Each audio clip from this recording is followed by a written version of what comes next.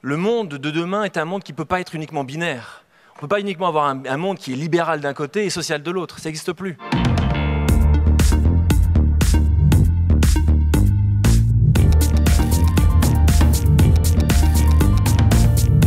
Ceux qui ont des enfants dans cette salle, je pense que vous voulez que votre enfant soit successful et du succès, pas avec un nombre de zéros dans son compte en banque.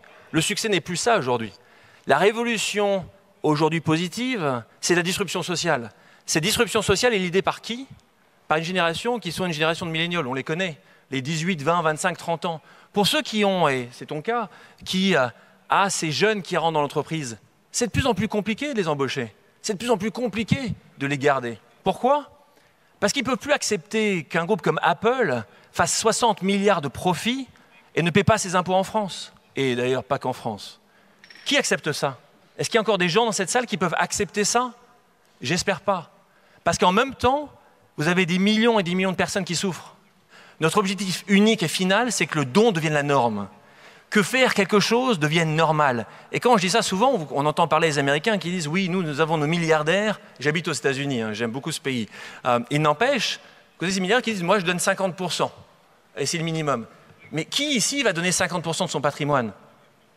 Nous, souvent, quand les gens qui viennent nous voir en disant « Qu'est-ce que je dois donner? Combien on doit donner ?» On dit une chose qui est très importante. Quel est votre seuil de douleur par rapport au don? Chacun d'entre nous a un seuil différent. Peut-être que pour toi, Jean, c'est 1%, 10%. Peut-être que pour moi, c'est 0,1%. On ne doit jamais juger ça. Ne dépassez jamais votre seuil de douleur quand vous donnez, en tant que particulier, en tant qu'entreprise.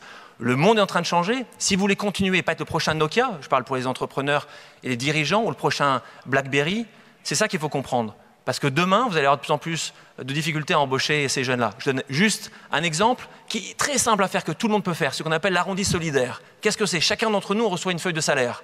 Okay? Sur la feuille de salaire, c'est jamais 0,0 à la fin. Le système fait que c'est toujours 23 centimes, 50 centimes. Les entreprises, de plus en plus, vont dire à leurs employés « Je vous propose de donner ce qui est après la virgule. $1, systématique et totalement optionnel. » De plus en plus d'entreprises le font, de Richebourg, Dior et beaucoup d'autres. C'est simple et ça donne du sens. Aujourd'hui, la révolution positive, c'est trouver le sens dans toutes ces entreprises. Merci. Merci.